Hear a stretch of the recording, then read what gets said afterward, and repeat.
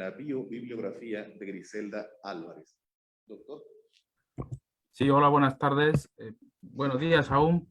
Son tardes, sí. Buenas tardes. Saludar a Miguel Estrada y al doctor Moreno, que ahí nos conocemos, ahí tenemos algún proyecto en conjunto. Saludos. También saludo al ponente saliente. El proyecto del que le voy a comentar, voy a presentar unas diapositivas en función de... A ver si se deja. No sé si ya las ven. Bueno. Ya. Sí, perfecto. Muy amable, muchas gracias. Bueno, es un trabajo que llevamos años trabajando la doctora Gloria Vergara Mendoza y la doctora Irma Guadalupe Villasana. Y bueno, pues esto es un poco, les comentaré un poco la Griselda Álvarez. Voy a hacer una pequeña introducción rápida y les voy a ir presentando unas diapositivas junto con personajes importantes de la literatura y de la cultura mexicana. Empiezo. María Griselda Álvarez Ponce de León, 1913-2009, con otros personajes de la vida cultural durante la segunda mitad del siglo XX. Nuestra mirada no parte del hecho de que haya sido gobernadora del estado de Colima de 1979 a 1985, sino más bien de las redes intelectuales que fue tejiendo en torno al fenómeno literario, y de este acercamiento se desprenderán reflexiones hacia otros aspectos con su labor política, periodística y cultural. Cuando se habla de Griselda Álvarez, se le identifica en primer lugar en el ámbito de la política mexicana. Sin embargo, Griselda optimizó su mandato como gobernadora en Colima para promover y crear diversos espacios culturales y sociales, a la vez que proponía iniciativas de ley para apoyar a los más vulnerables. En su discurso político e intelectual fue posicionado en aspectos del desarrollo cultural de la región. Silvia Quesada afirma que la gobernadora siempre tuvo entre sus intereses centrales a los niños y a las mujeres, y su tema fundamental, el de la educación, factor de crecimiento de los pueblos. En su toma de posesión ya había dejado claro su postura en esta lucha, al invitar a las mujeres a inaugurar el tiempo de su plan de igualdad con los hombres, sin que consecuentemente reclamaran privilegios que no requieren, ni tener que aceptar desventajas que no merecen. Como primer gobernadora en el país, Griselda Álvarez concreta en el siglo XX el camino para el empoderamiento de la mujer en la política mexicana. De hecho, algunos años antes de su mandato, sin declararse abiertamente feminista, en el libro Algunas mujeres en la historia de México, aplaude la decisión de designar al Año Internacional de la Mujer en 1975, así como la incorporación de reformas a las diversas leyes para lograr la igualdad jurídica entre hombres y mujeres. Este afán de hacer visible a las mujeres en diferentes roles que va marcando su discurso hegemónico como intelectual se deja ver también en su labor como escritora. En su antología 10 mujeres en la poesía mexicana del siglo XX, publicado en 1974 por el Departamento del Distrito Federal, se había dado a la tarea de rescatar algunos nombres de sus contemporáneos, incluyendo a Pita Amor, Olga Arias, Rosario Castellanos, Dolores Castro, Isabel Fraire, Godoy, Margarita Michelena, Telma Nava, Margarita Paredes y Concepción Urquiza. Así se va construyendo la geografía cultural de Griselda Álvarez. A partir de sus iniciativas de ley, proyectos socioculturales, intereses artísticos y estéticos, así como el contexto en el que la escritora fue tejiendo diversas redes de amistades y de trabajo con actores significativos en los diversos ámbitos de la cultura. En estos círculos irán apareciendo diversos modos, referentes y aspectos del hábitus propio del campo literario mexicano, en donde actúa Griselda como eje central, en algunos casos como mediadora y en otros del desarrollo cultural de Colima y la región. Griselda Álvarez cultivó amistades en diversos ámbitos y latitudes. Miguel Delgado, su hijo, recuerda el ámbito que de continuo se vivía con la poeta. Con cierta frecuencia, dice él, palabras suyas, se organizaba en casa reuniones en las que se celebraba la edición de un libro o la obtención de un premio. La poeta Verónica Zamora ha dado testimonio de las múltiples actividades que enriquecieron la vida cultural de Colima en esos años. Palabras suyas: en los diversos talleres me relacioné con artistas, actores, músicos, pintores y poetas. En el sexenio de Griselda Álvarez nos visitaron muchos de sus amigos como Ricardo Garibay, Juan José Arreola, Guillén, Ofelia Guilmain, entre otros. Pero más allá del campo de la correspondencia, a ver si... perfecto. Pero más allá del campo de la correspondencia, al Estado, en cuanto a la ola expansiva que causó en lo artístico y social, la imagen de Griselda Álvarez se proyecta también como nodo central o núcleo en el campo universitario de la región. Es conocido el apoyo decisivo que brindó a la Universidad de Colima con el llamado Pacto de Franqueza entre el rector Humberto Silva Ochoa y la gobernadora. Se selló el compromiso de ampliar la oferta educativa y fortalecer la acción de investigación y difusión de la universidad. En ese periodo, bueno, pues consiguió recursos, en el caso de, pues prácticamente se formaron varias facultades, entonces escuelas, entre ellas la Facultad de Letras y Comunicación, en la que, bueno, pues me encuentro aquí platicando con ustedes. Entre los poetas de Colima, que en la década de los 80 destacaban, Víctor Manuel Cárdenas desempeñó un papel fundamental en la cultura regional durante el mandato de Griselda Álvarez. Entre otros, relacionados con Cárdenas y con Griselda aparecen Emilio Pacheco, Alí Chumacero, Juan Buñuelos, Elías Nandino, Marco Antonio Campos, Bernardo Ruiz y Rubén Bonifaz Nuño, a quien la universidad otorgó el doctor honoris causa en 1984. En 1981, el maestro Rafael Zamarripa es uno de los actores más importantes del desarrollo de la cultura especial en la danza y en la cultura en Colima, originario de Guadalajara, Jalisco.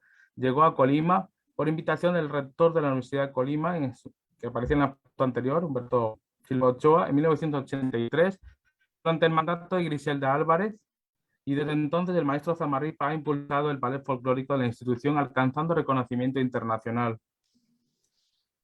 De Guadalajara también rescatamos tres figuras intelectuales que aparecen en la geografía cultural de Griselda Álvarez: José Guadalupe Zuno, José Arreola y Fernando del Paso. La doctora Silva Quesada ha documentado y analizado 5 cartas de Griselda, intercambio con el exgobernador, abogado y caricaturesco José Guadalupe Zuno entre 1963 y 1972. Mientras este se desempeñaba como director del Museo del Estado de Jalisco. Entre otros 2 personajes que figuran en la geografía intelectual de Griselda son Juan José Arreola y Fernando del Paso. Y aunque ahora no contamos con otros registros, la evidencia de la relación amistosa con Griselda la encontramos en el archivo fotográfico de la escritora.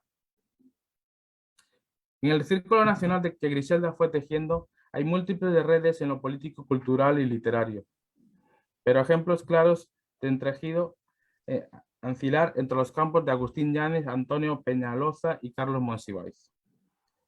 En la biblioteca personal de Griselda se rescatan dedicatorias de múltiples escritores como Felipe Garrido, Ricardo Garibay, Otto Raúl González, Óscar Wong, Andrés Enestrosa, Eduardo Olizalde, Carlos Montemayor, María del Carmen Millán, Margarita Paz Paredes, Sergio Pitol, José Emilio Pacheco y entre otros personajes más de la cultura mexicana.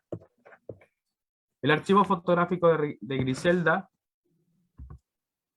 recuperamos las imágenes de 2 personajes cercanos que figuraron tanto en el ámbito nacional como en la relación con la Universidad de Colima: René Avilés Fávila y Francisco Blanco Figueroa. Este último incluso fue editor del libro Griselda Álvarez en Imágenes en el Tiempo, publicado por la Universidad de Colima en el año 2007. Y aunque el espacio cultural de Guadalajara puede definirse por los intelectuales nacidos en Jalisco, muchos de los agentes aquí identificados actúan en el círculo que hemos definido como nacional. Esto sucede con el mismo Juan José Arreola o Agustín Yáñez y Blas Galindo. No hay manera de separar estos círculos culturales. Así pues, colocamos el nombre de Blas por su trascendencia a nivel nacional e internacional. En su relación con Griselda Álvarez, Blas Galindo, 1910-1993, contemporáneo y nacido también en Jalisco, dejará una marca especial al llevar a la música, en 1965, uno de los poemas más representativos de la escritora, la Letanía erótica para la paz, publicada en 1963. Otros personajes importantes en el panorama político literario de Griselda Álvarez fue Andrés Enestrosa, 1906-2008, de origen oaxaqueño, zapoteco, narrador, ensayista, político y historiador y periodista. Andrés Enestrosa aparece como agente clave en el círculo de escritores mexicanos cercanos a Griselda, tanto en la correspondencia como en el archivo fotográfico. Es un personaje multirelacional. Lo podemos ver con Guadalupe Dueñas, Rosario Castellano, escritoras cercanas a Griselda, así como la correspondencia con Alejandro Finisterre y Griselda Álvarez. En la geografía literaria que va trazando la vida cultural de Griselda aparecen escritores como Salvador Novo, que han tenido un alto reconocimiento en el canon de la poesía mexicana. Y aunque Griselda, al igual que muchas mujeres mexicanas, no fue reconocida en algún grupo pujante de la poesía de México, constituida básicamente por figuras masculinas alrededor de Octavio Paz y Jaime Sabines. Novo, siendo un personaje del grupo Contemporáneos, uno de los pesos en el país, cultiva una amistad con la escritora y llega a comparar a Griselda con Sor Juana, en el prólogo que le hace al poemario de Griselda, Estación sin nombre, publicado en España en 1972.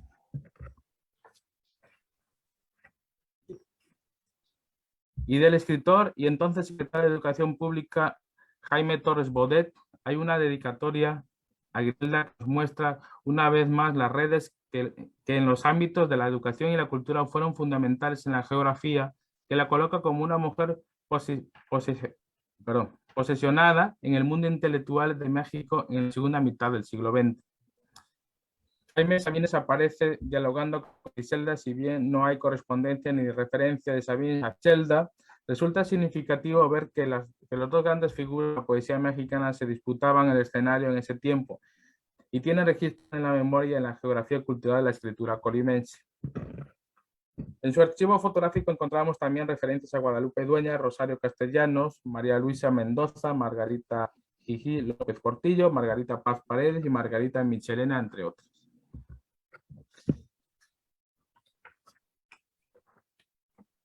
Guadalupe Dueñas de la Madrid tiene además lazos de parentesco en Colima y familia de la clase política colimense, otros motivos de cercanos con Griselda. Su madre, Guadalupe de la Madrid García, era primera hermana del expresidente Miguel de la Madrid y nieta de Enrique Ochoa de la Madrid, quien fue gobernador de Colima. Como podemos apreciar en las diferentes fotografías que he estado proyectando, además de la escritora cercana a Griselda, aparece como de nodo central Andrés Enestrosa, y en esta relación se marca la presencia de Jesús Reyes Ruiz, quien además de ser embajador en México, ahí está, ser embajador en México en diversos países como Bolivia, Honduras, Ghana, etc., fue delegado de la UNESCO, ocupó cargos de la Academia de Historia y Geografía y obtuvo reconocimiento en su labor poético con el Premio Olímpico de Poesía en 1968 y el Premio de Poesía Ángora en 1979. En estos tiempos es común encontrar el perfil diplomático entre los escritores. De las mujeres destaca, por supuesto, la presencia de Rosario Castellanos, en la foto que podemos estar ahí presente, que ya contaba con un reconocimiento internacional y fue nombrada embajadora de México en Israel en 1971. El periodismo y la creación literaria caminaban también a la par tanto con Griselda como Rosario Castellanos, y las otras que aparecen en el contexto de la cultura mexicana de la segunda mitad del siglo XX. Entre las dedicatorias se localizan los nombres de Margarita Michelena, María Carmen Millán y Margarita Paz Paredes. Margarita Michelena escribió además el prólogo de la antología, obra de Griselda Álvarez, que Editorial Novaro le publica en la colección Peña Colorada a Griselda en 1979. Del círculo de siempre hay fotografías de varios colaboradores de tal suerte que se pueden reconstruir, como en el caso de Alejandro Finisterre y Andrés Enestrosa, la red geográfica de la revista relacionada con Griselda, considerando imágenes y correspondencia y dedicatorias.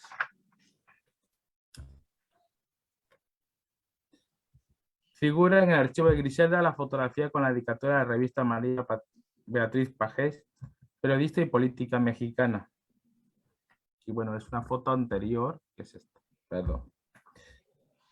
Siguiendo, ya para ya casi terminar, en el ámbito del periodismo, Griselda colaboró en diversas revistas, destacan sus acciones en Uno, revista quincenal, y en el suplemento México de la Cultura, del periódico Novedades Cultura en México. Bueno, mis investigaciones me han llevado a que tiene más de 160, participa en más de 160 revistas de artículos en periódicos, no solamente nacionales, sino también extranjeros. En el ámbito internacional fueron figuras cercanas León Felipe y Alejandro Finisterre. Bueno, en la foto es el primero, aquí, el lado izquierdo, Alejandro Finisterre es el personaje más alto. Y aunque se encuentran entre sus correspondencias algunos intercambios con otros escritores como Camilo José Cela. De León Felipe se ha localizado la siguiente dedicatoria y fotografía como parte de la geografía intelectual del Círculo Internacional de Griselda Álvarez. 15 minutos, doctor. Sí, bueno, gracias. En la editorial Ecuador y Finisterre, de Alejandro Campos Ramírez, también conocido como Alejandro Finisterre, fueron importantes editoriales de artes gráficas y de edición que nacieron en Quito y culminaron la su producción en México. Desde mediados del siglo XX, bajo estos dos sellos editoriales, Finisterre publicó más de 200 títulos de autores españoles de exilio, de la Guerra Civil en México y de muchos escritores mexicanos en el siglo XX. Alejandro Campos Ramírez, quien fundaría en Madrid el periódico El Paso de Juventud junto con León Felipe, donde ya aparecía con el seudónimo Alejandro Finisterre, publicará artículos críticos y dedicaba parte de su tiempo a poesía. Últimamente mis investigaciones de Griselda me han llevado a este editor y poeta Alejandro Finisterre, que bueno, pues Alejandro Finisterre llega en 1956 a México, exiliado, y bueno, pues edita de Griselda Álvarez pues, una de sus primeras obras, con Letanía Erótica para la Paz y La Sombra Niña 1. Hay una Sombra Niña 2 que es póstuma, pero bueno, La Sombra Niña 1 pues es la que edita Alejandro Finisterre. Y con esto pues termino y bueno, pues muchísimas gracias a todos los internautas y los que estén presentes y muchas gracias pues a Miguel Estrada y a todas las personas que nos acompañan. Excelente, doctor, muchas gracias. Bien, pues tenemos entonces todavía unos cuantos minutos para dialogar con nuestros ponentes. Si alguien quisiera comenzar, podemos dirigirnos a expandir un poco algún tema, hacer alguna pregunta. Si igual si hay comentarios por ahí nos avisarás. No sé quién quiera iniciar o arrancar con alguna pregunta o comentario. Por favor. Bueno, sobre la ponencia del doctor Ramón, me parece muy interesante notar que en esa época también hay otras polémicas famosas, ¿no? Pienso en la de Arguedas y Cortázar, que tienen más o menos la misma posición del cosmopolita y el regionalista. No sé, quería preguntarle al doctor su postura frente a la idea de que Vargas Llosa en realidad no era un crítico, o sea, su posición frente a la tradición, pues era la de un autor que estaba posicionándose. Quizá muchos años después ya vimos la inclinación pública que tan fuerte tiene. Y pienso, porque usted lo mencionó en su ponencia, que más bien fue el papel de Ángel Rahman o de Cornejo. Usted realmente en su lugar de la tradición regionalista y en realidad la tradición de experimentación también en la narrativa, que no la inventaron ellos, pero ese era mi comentario básico. Muchas gracias, muy amable. Sí, tiene usted razón. Vargas Llosa es un excelente escritor de ficción y es un excelente ensayista. Eso creo que estamos de acuerdo. Como usted habrá observado, mi relación con este ensayo es un tanto ambivalente. Por un lado, me gusta, me parece que es muy lúcido, me parece que es muy inteligente, pero también me parece que es muy majadero. Me parece que es muy majadero. La personalidad de Vargas Llosa es así, da para eso. Y bueno, la deriva que ha tenido en los últimos años, ahora que ha envejecido, pues yo creo que también nos lo hace antipático. Pero por fortuna podemos hacer un deslinde entre su figura pública actual de ultraconservador y el gran intelectual, no sé si decir que era o que es. Y entonces elogiamos esa parte que está bien y procuraremos no clavarnos, no obsesionarnos con sus afirmaciones contundentes y lapidarias que siempre las hace en donde esté y de lo que habla. Me parece, como ya lo dije en el texto, es un análisis lúcido, es un análisis, se me hace que válido, pone los puntos sobre las íes respecto de las debilidades del regionalismo. Yo lo que extrañaría ahí es que no le ve ningún mérito al regionalismo. Y entonces, pues eso crea un espacio de claroscuros. Sin duda tiene sus debilidades. Esa y todas las literaturas tienen sus debilidades, incluidas las del boom. Pero cuando él se pone a hacer ese análisis, yo me digo, un crítico literario tendría que ser más equilibrado, más de ver esas virtudes y ver esos defectos. Pero él aquí no está dispuesto a hacerlo. Y creo que en términos generales no lo hace. Yo los ensayos que he leído de él, siempre está muy a favor de lo que está hablando y no hay vuelta de hoja. Y aquí así sucede, está muy a favor de su generación, de sus contemporáneos, de sí mismo, como diría el padre Bartolomé de las Casas. Todos somos muy amigos de nuestras opiniones y Vargas Llosa es muy amigo de sus opiniones. Entonces, pues le veo esa debilidad. Y fíjese, lo que pienso ahora de las líneas finales que les leí, con esto termino mi respuesta si es que le doy al clavo de lo que me dice.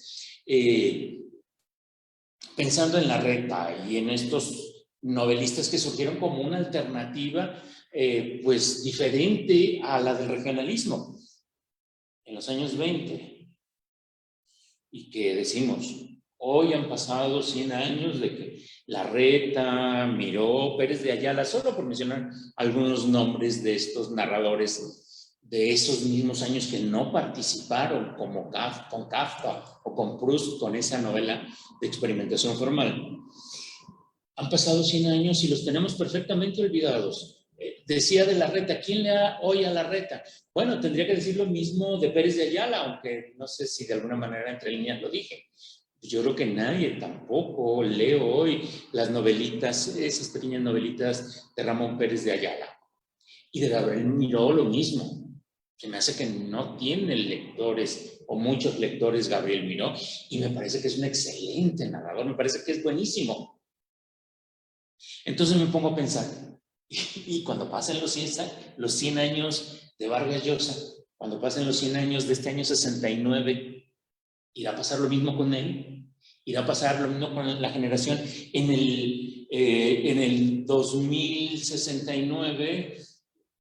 Dentro de 40 y tantos años, los críticos de la literatura hispanoamericana recordarán con distancia las novelas de Vargas Llosa, las novelas del Gabo, las novelas de Cortázar. ¿Quién sabe? Uno no sabe y no vamos a poder saberlo porque para esos años nosotros vamos a hacer como dice el poeta, cadáver, polvo, sombra, nada. Aunque lo dudo. No dudo que seamos eso vamos a hacer. Dudo que eso le pase a la generación de Vargas Llosa. Gracias. No, gracias a usted, gracias a ustedes. No sé si hay algún otro comentario. Yo estaba pensando un poco en esto que usted comenta. Ya por ahí le toca un revés de los jóvenes, ¿no? También al boom. Me acuerdo mucho del prólogo de Macondo, de esta antología que coordina Alberto Puget, no me acuerdo con quién más, pero ya les avienta, ¿no? O sea, ya es esto que era como el modelo de la narrativa latinoamericana que se percibía en España y en Estados Unidos, o en Europa y en Estados Unidos. Esto ya no somos nosotros, adiós al boom, ya no queremos ser García Márquez, una serie de pequeñas desavenencias, ¿no? Con los que el boom en ese momento ya se convierten en los mayores, ¿no? Entonces ya es momento de darles de espalda. No sé, creo que todos los que... De superar ese canon. Al menos yo, y esta es una actitud más de creador que de crítico, en ese sentido. Yo, mi otra beta, aparte de la investigación académica, es creación de escritura creativa, y en talleres que doy trabajo, siempre poner un texto del boom es problemático, porque los estudiantes jóvenes los aborrecen, ¿no? Y yo me doy cuenta, las nuevas generaciones leen poco al boom. Sí, mis alumnos jóvenes de 18, 20 años, los leen poco. Sí, no, yo también me pasa lo mismo, incluso encuentro resistencia clara y evidente, ¿no? Al boom, porque... A mí me escandaliza, quizá porque, pues, de alguna manera, marginalmente, me tocó esas modas, cuando andábamos cargando rayuela por abajo de la axila para ir y venir a la facultad a estudiar, ¿no? Porque éramos fanáticos de rayuela o de cualquier otra de estas obras. No sé si por ahí se nos regresa alguna otra pregunta, por favor. Para el doctor Roberto. Ajá, ok. Si me escucha bien. Si quieres, acércate un poquito más a la bocina. Ajá. Ahí está, perfecto. Sí, doctor Roberto Sánchez, mire, yo estoy investigando un poco la historia de la recepción teórica europea en Latinoamérica. Me interesa mucho saber su opinión sobre el libro de Paz sobre el estructuralismo, el Festín de Sopo. Me noto primero que es un libro que se lee muy poco, que se conoce poco en realidad. Creo que es muy relevante porque de igual forma que Paz participa en la recepción de la filosofía heideggeriana, también lo hace del estructuralismo antropológico. Me gustaría saber su opinión sobre la relevancia de ese libro, o la no relevancia del Festín de Sopo y la posición de Paz frente a Lévi-Strauss y el estructuralismo. Muchas gracias, sí, alcancé a escuchar la pregunta, muy amable. Yo creo que sí, tendríamos que ubicar a Paz dentro de la recepción de estas tendencias de las ciencias sociales, la fenomenología, el existencialismo, también el surrealismo, cómo no, dentro de una reconsideración de su obra crítica, pero también dentro de la recepción de estos estudios en nuestro país. Yo creo que esta historia está todavía por seguirse escribiendo.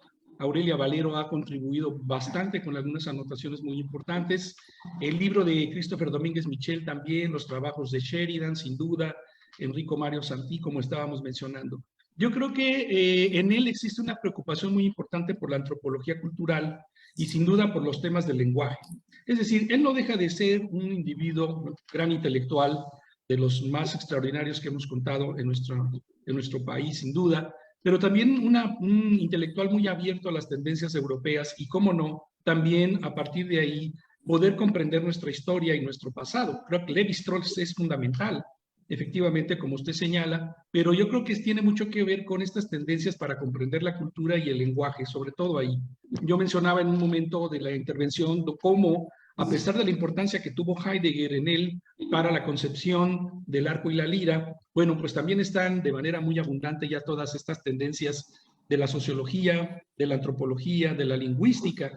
Es decir, él es un primer gran interlocutor de estas tendencias en esos años, de los 30 a los 60, en donde pues pareciera ser que ese silencio con el cual normalmente se le arrincona a Paz desde el punto de vista de la crítica, sin embargo, los diálogos que él entabla con todos estos grandes pensadores son bastante indicativos de la forma en que estas tendencias europeas llegaron a nuestro país.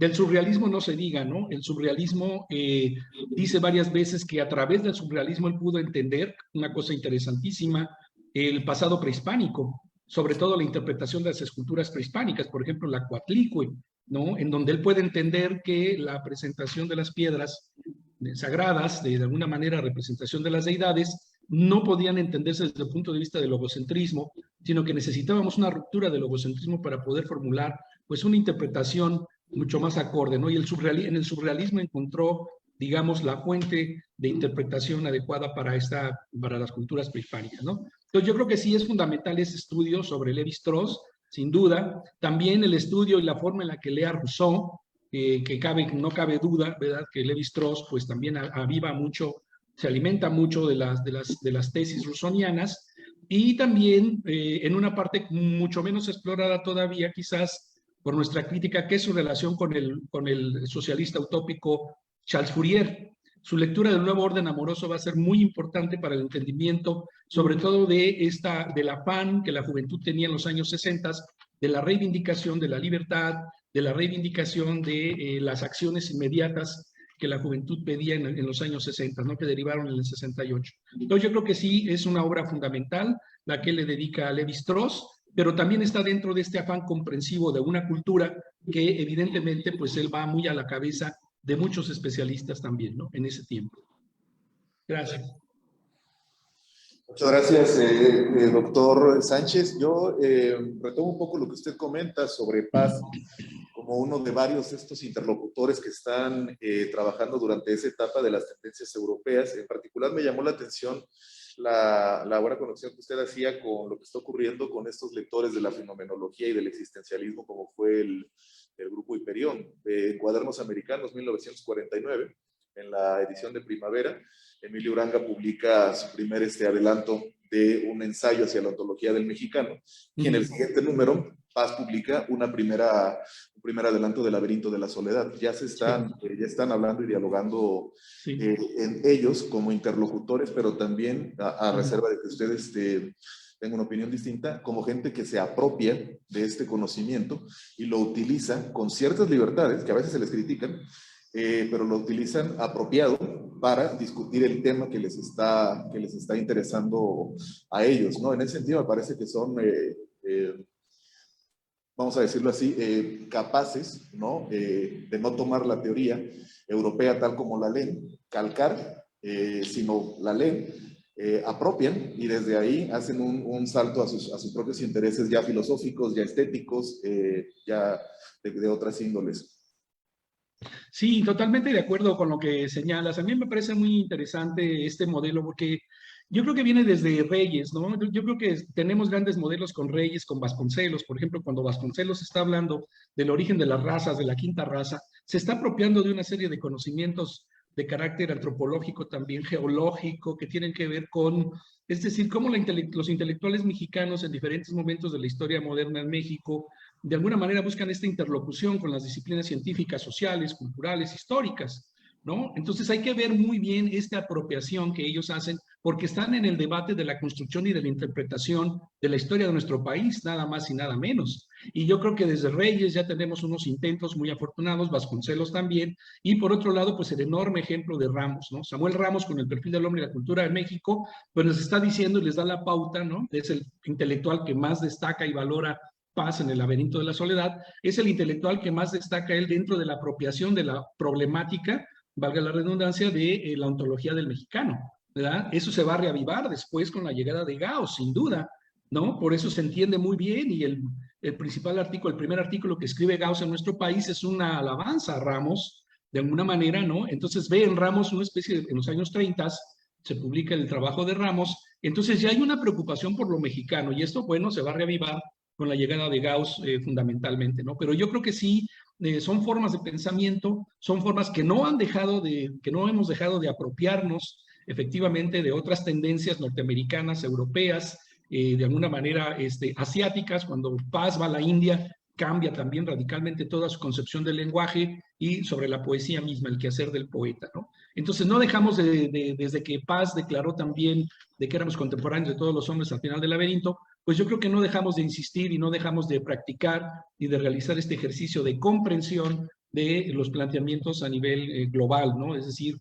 las ideas no tienen nacionalidad, vamos, las ideas no tienen una universalidad y el chiste es qué hacemos con ellas en las distintas problemáticas específicas de lo humano, ¿no? Sí, excelente, excelente. No sé si hay algún comentario más que queramos. Sí, por favor, adelante. Doctor José Manuel, buenas tardes. Una pregunta. Usted como investigador directo de la obra de Griselda Álvarez, la situación editorial de la obra de Griselda Álvarez se debe a la situación que muchas de las escritoras están sufriendo en este momento de la invisibilización impuesta por el régimen canónico patriarcal, o es solamente por una condición de sucesión de derechos, porque buscando bien en sí el tiempo que tiene la obra de Griselda Álvarez en producción, no es una obra que esté tan alejada del tiempo editorial actual, entonces, pero la pregunta es, ¿por qué no se ha buscado o generalizar la reedición de estas editoriales? Sobre todo porque además hay una parte que usted nos comentaba sobre esta relación con Finisterre, que es quien edita su libro de cuentos de La Sombra Niña. Entonces, tiene mucho que ver con esta construcción de qué pasa con las obras de Álvarez y cuál podría ser la situación de sus obras en la actualidad, o si se tiene que hablar todavía de esta parte del rescate por la imposición del canon patriarcal. Sí, buenas tardes. Vamos a ver, la obra de Griselda, bueno, muchas de las obras fueron editadas por editoriales, generalmente la Universidad de Colima, la UNAM, en este caso Alejandro Finisterre. En el caso de La Sombra Niña, por ejemplo, se llegó a un acuerdo en su momento con la Secretaría de Educación Pública y se hizo, por lo menos en el estado de Colima, una difusión bastante amplia donde se editaron varias de sus obras y pues eran para regalar en las escuelas. Pero sí es cierto que es difícil encontrar hoy en día la obra de Griselda, ¿no? Salvo algunos ejemplares, pero es complicado. De hecho, también es un tema un poco hereditario, ¿no? La obra de Griselda pasa, cuando ella fallece, pasa a su hijo Miguel Delgado. Recientemente el doctor Miguel Delgado fallece en el año diciembre de 2020 y bueno, pues ahora hay un problema legal entre quién debe mantener o quién debe empezar a difundir, más que difundir, el legado de Griselda, ¿no? Por un lado está su hija, que se supone que por ley le correspondería, y por otro lado está, junto con su hija, está el Instituto Griselda Álvarez, que pertenezco también, y bueno, se está manteniendo un poco el tema bueno, pues un poco la difusión de la obra de Griselda. Hay una tercera persona en discordia que no viene a cuento, pero que pues el tema legal empieza por la tercera persona en discordia, ¿no? Y entonces todo está parado, pero sí es cierto, Griselda Álvarez tiene también una obra a mí me parece interesantísima, me gustó muchísimo, que es, bueno, los sonetos a la Constitución mexicana, que bueno, pues en las facultades de Derecho, por lo menos aquí en la Facultad de Derecho de la Universidad de Colima, pues se les entregaba para que aprendieran la Constitución mexicana a los alumnos de Derecho por medio de sonetos. Hay varios organismos de colegios de abogados que bueno, de hecho se puede consultar en PDF y está en internet, o sea que por lo tanto en esa parte sí está bien difundida dentro del país. El problema, bueno, a lo mejor parte de su obra, pues a Griselda no le gustaban mucho las grandes editoriales. Desconozco el motivo, pero bueno, pues quizás apoyó más a los pequeños empresarios, en el caso de Alejandro Finisterre y otros empresarios que, bueno, prefirieron difundir un poco la obra, ¿no? Más que ir a las grandes empresas. Eso es lo que vamos a encontrar en su obra. No hay, o sea, entiendo la pregunta del tema patriarcal de que, bueno, que hay la preferencia de que las editoriales prefieren publicar más a los hombres que mujeres. yo creo que en el caso de Rosario Castellanos y Griselda Álvarez no ocurre eso, ¿no? Yo creo que fue más personal propiamente de ella, porque pues ella, para terminar rápidamente, pues ella trabajó en el Fondo de Cultura Económica y podría haber publicado ahí su obra. Eh, era, fue consejera del CONACYT también en su momento, ¿no? Fue nombrada por el gobierno de México para la UNESCO, se le tocó ir a Naciones Unidas también, entonces no creo que por ese lado se le cerraran las puertas para publicar su obra, ¿no? En las grandes editoriales o lo que sea. Entonces, simplemente, pues, como dice el doctor Moreno, veremos si dentro de 100 años se van a acordar de ella. Gracias. Pues muchísimas gracias, doctor. No sé si alguien más quisiera elaborar alguna pregunta o algún comentario más para dar seguimiento o continuidad. De ser así, entonces, le agradezco mucho al doctor Ramón Moreno, al doctor Roberto Sánchez, al doctor José Manuel González, y a ustedes, desde luego, por su presencia y por su participación. Vamos a terminar la mesa aquí. La siguiente actividad es a la 1:30, es nuestra conferencia de inauguración en la Biblioteca La Fragua, de José María La Fragua, justo enfrente, cruzando la calle. Ahí lo van a reconocer porque van a ver a muchos académicos. Entonces, seguimos por acá con las actividades del Congreso. Muchísimas gracias. Gracias. Bravo, gracias.